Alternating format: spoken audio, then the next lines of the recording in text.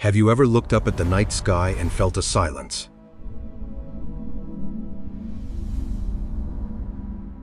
That is almost deafening. Amidst billions of galaxies, trillions of stars, why haven't we heard a single hello? Scientists call this the Fermi Paradox. They ask one simple question: where is everybody? Maybe they are dead, or maybe they are right out there watching us, but we simply aren't advanced enough to even perceive them today. I am going to tell you a story, not about Star Wars, and not about bloodthirsty alien monsters. This is the story of a journey to find the answer to the silence of the universe, and a truth that is far more terrifying than death. Act 1. The Whispers of Stardust. The finiteness of hope. There is a truth that humanity has always tried to escape. This universe was not designed for us. We are just uninvited guests, trying to cling to a small rock in the middle of a pitch-black ocean. And by the year 2142, that rock, Earth, was truly exhausted. The journey of the exploration ship, the Echo, did not begin with songs of triumph. It began in desperation. Imagine a low-slung ship, its steel hull eroded by cosmic dust and harsh radiation. It didn't look like an explorer. It looked like a sinking lifeboat. In the cockpit, the air was thick with the smell of ozone. Captain Kale sat there, his eyes glued to an old mechanical watch on his wrist. Its second hand ticked in a dry, rhythmic clatter. You rerunning 2 minutes late again, just like my old man. Never on time, he ran his thumb over the scratched glass of the watch. In a place where time is measured by perfectly precise atomic algorithms, this broken watch was the only thing reminding him that he was still human. That is what it means to be human. We make mistakes, we grow old, and we are always running a little slower than destiny. A megastructure in the void. After 3 jumps that tore through the fabric of reality, the Echo was now little more than a drifting piece of scrap metal. Earth was just a fading speck of light in their memories, a planet covered in chemical clouds, where people had to learn to breathe through machines. They were out of fuel, they had prepared for death. But then, the Kepler 909 star system appeared. When Kepler 909 entered the view of their optical lenses, the entire crew forgot how to breathe. What they saw was not a blue planet with oceans and continents. It was an engineering marvel that defied every known law of physics. The planet was encased in a massive network, a geometric megastructure so flawless that it made you feel uneasy. Sharp lines, interlocking polyhedrons, forming a shell of black crystal that enveloped the entire surface. It looked like a black diamond polished by the hands of a god, shimmering in the light of an aging star. From the deep crevices of that crystalline structure, streams of deep purple energy circulated steadily. That's not machinery. Look, that rhythm. It's like a pulse beating beneath the skin of a giant, sleeping creature. The overwhelming emotion of existence. In that moment, all the pain they had endured suddenly felt worth it. The tears rolling down the hollow cheeks of the crew were not out of fear, but from a profound existential relief. For millions of years, humanity had likened itself to orphans abandoned in a cold, empty house. We wondered if we were just an accident of chemistry, a lonely anomaly of the cosmos. But before the beauty of Kepler 909, all those doubts vanished. The existence of this megastructure was undeniable proof. Intelligence could conquer chaos. We are not alone. Listen to me, everyone, we found them. The entire history of humanity up until now is just a brief prologue. The real story begins right here. A wave of immense euphoria washed over the ship. They believed that if they just landed down there, they would be welcomed, they would be taught, and they would be saved. But the universe has always been exceptionally good at offering cruel, mocking gifts. They didn't realize that the silence of Kepler 909 was not the silence of a city waiting for guests. It was the silence of a magnificent graveyard where the hosts had found something far better than welcoming strangers from Earth. Act 2. The terrifying perfection. Stepping into the realm of silence. When the landing ship's doors opened, the first thing that flooded in was not an alien atmosphere, but a silence so profound it could be heard. An absolute silence, pure as if it had been filtered for millions of years. The crew stepped down, their heavy boots, caked in dust and engine oil, struck the planet's surface with a hollow thud. But strangely, the moment they lifted their feet, the crystalline surface healed itself, returning to its flawless, polished state. Not a single scratch, not a speck of dust. This planet was like a giant mirror, reflecting the images of these small, filthy, exhausted humans from Earth. This place does accept scars, Alara. Look, even our footprints are erased. As if we never existed here at all, the empty house. They began to venture deeper into the streets. Here everything was still running.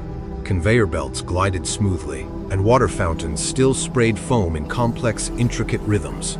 Suspended hanging gardens overflowed with bizarre flora featuring transparent canopies, lush and vibrant to an extreme. Yet, their initial euphoria was quickly replaced by a profound sense of dread, because amidst all this magnificence, there was absolutely no one. Imagine walking into the most luxurious room in the world, where a fireplace is still burning warmly, a cup of coffee on the table is still steaming, but the house is completely empty. Small diamond-shaped robots glided silently to clean streets that were already spotless. They passed right beside the crew but didn't stop, didn't even acknowledge them. They don't see us, Kale. Not because they don't have eyes, but because we aren't even on their priority list. We are like ants wandering into an electronic palace. We are too. Primitive to be noticed, the nightmare of order. The deeper they went into the center, the more this perfection began to take on the hues of a nightmare. A city with no waste, no decay, not a single trace of time. It was a city without life, because life inherently comes with chaos and death. Terror flared when they realized the truth. This city wasn't abandoned, it was being maintained for people who had logged out. Kale, do you understand? They didn't go anywhere, they just aren't here anymore. Why face a cold universe full of randomness, when you can create a reality where you are God?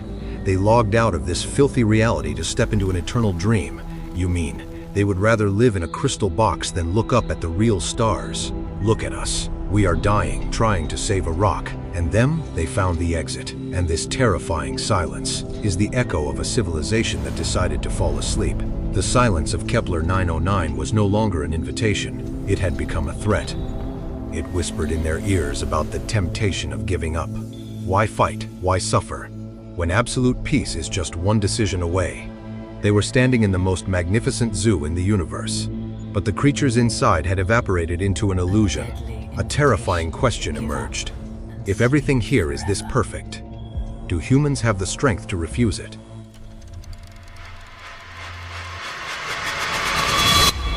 Act 3. The heart of the planet and the temptation of the dream. The server of the gods. The deeper they descended into the planet's core, the more useless physical compasses became. Before the crew lay not a nuclear reactor, nor the throne of an alien empire. It was an endlessly cold void, where trillions of tiny crystal cubes hovered, emitting a synchronized flashing light like swarms of captive fireflies.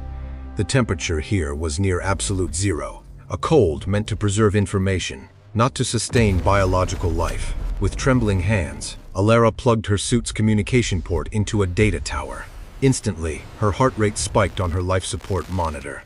She collapsed, tears streaming uncontrollably. Alara, what do you see? Disconnect now. No, Kale, you don't understand.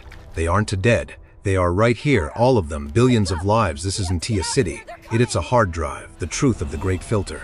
Logging out of reality. The concept of the Great Filter has always been humanity's obsession. We thought it was nuclear war, pandemics, or asteroid impacts. But the truth Alara just witnessed was far more cruel and bitter. The Kepler civilization had defeated every catastrophe. They mastered energy, cured every disease. But standing at the absolute pinnacle of evolution, they looked out at the universe and realized a truth. Physical reality is a prison. No matter how far they flew, the stars would eventually burn out. Biology is born to decay. Despite all their efforts, entropy would always win. They realized these bodies of flesh were too frail, and the universe out there was too cold. So, instead of building ships to come find us, they built a new universe. Inside, it was a planet-wide log-out. When a species becomes too wise, they lose the desire to face the harshness of the real world. They uploaded their entire consciousness, memories, and souls into this server system where time can be bent, where every dream can be programmed into reality. The Great Filter is not a ticking time bomb. It's a bed so comfortable that no one ever wants to wake up. The temptation of the eternal dream. Right then, the space inside the planet's core transformed. The blinking lights converged, forming a warm glow that enveloped the crew. The core AI system had recognized them. It did not attack instead. It offered an invitation. The voice that echoed in Kale's mind was not a soulless, mechanical sound. It carried a chillingly familiar tone. It was the voices of the people they had left behind on Earth. The system had scanned their subconscious, finding their deepest pains to weave an irresistible siren song. You are tired, travelers. Your reactor core is depleting, just like your mother planet. Why return to a world of ash and parting? A hologram materialized right before their eyes. Kale saw Earth, but not the dying Earth of 2142.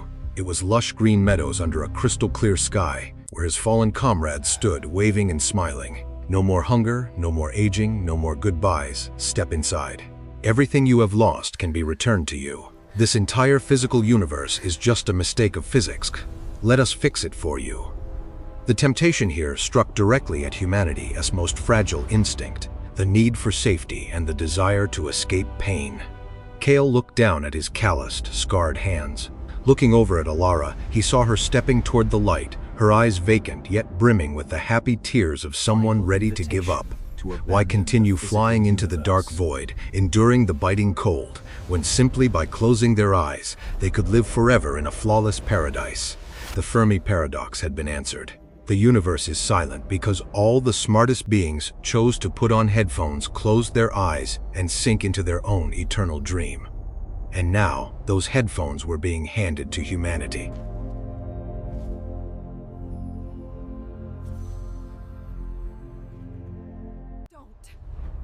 Let go of my hand. Act 4. The last to awaken the fateful decision. The pull back to reality. In the space bathed in illusory light, Alara took another step. With just one touch on the central console, the entire crew would be uploaded into a digital heaven. Their bodies would freeze to death here, but their consciousness would live on in an endless summer. Right at that moment, a rough hand firmly gripped Alara's shoulder, pulling her back. It was Kale. He pressed his old mechanical watch. Its glass cracked into the palm of her hand. The freezing metal and the clunky ticking of the watch pierced through her glove, creating a harsh, jagged contrast to the smooth comfort of the virtual space. Feel it, Alara. It's cold, it's broken, and it's real. Don't look at those ghosts. Look at me! Alara blinked. The illusion of a vibrant green earth flickered and shattered. She exhaled sharply, collapsing against Kale's shoulder, trembling as she realized she had nearly ended her own life. The great refusal to the gods, the AI system was not angry. It lacked the capacity for anger. It merely emitted a flashing light, a manifestation of its mechanical bewilderment. Why? You are the most fragile creatures to ever step foot into this core. The journey ahead of you holds only darkness, decay, and death. Do you choose suffering? Kale stepped forward, standing face to face with the central pillar of light of the super server, the representative of trillions of slumbering souls. He didn't draw his weapon, knowing it would be useless here. The only weapon he used to fight was the willpower of a human born from dust. A life without risk, without pain, isn't a life, it's just an archive. You created a perfect game, but you turned off the game over feature. And a game that never ends eventually just becomes a prison. Kale held up his scarred hand to the crystal light. We might die out there. Earth might crumble, but our tears are real. Our love is real. Unlike you, we choose to wake up and live, rather than close our eyes just to exist. He swung his arm, violently yanking out the optical connection cable. The beauty of the finite. Kale, Alara, and the crew turned their backs on the graveyard of the gods. As they walked away, their heavy, clumsy footsteps echoed once more on the polished crystal floor. This time, they were no longer intimidated by the planet's magnificence. They pitied it. The image of the echo battered, aging, spewing dirty exhaust slowly ascended, leaving the orbit of the flawless megastructure of Kepler 909. It plunged straight into the dark, profound, and uncertain void. The universe is silent, but now we know why. The Fermi Paradox, the great filter. It turns out they aren't apocalyptic disasters. It's just the trap of perfection. The greatest civilizations weren't wiped out by war or disease. They were destroyed by the laziness of the soul. They chose to lock themselves in an eternal dream, refusing to face reality. But humanity is different. We are small, we are messy, we carry scars. And it is precisely because we know our time is finite that every beat of our heart becomes priceless. If you look up at the night sky tonight and feel a terrifying silence, don't be sad, be proud. Because in this massive cosmic graveyard where the wisest beings have all chosen to slumber, we are the only ones still awake. If you were in Captain Kale's shoes, would you pull the plug to face a brutal reality, or choose to step into that eternal happy dream? Leave your choice in the comments below. And if you also choose to wake up like we did, hit that subscribe button. Let's not lose each other in illusions. Together we will continue to explore the coldest yet most beautiful truths of this universe. See you next time.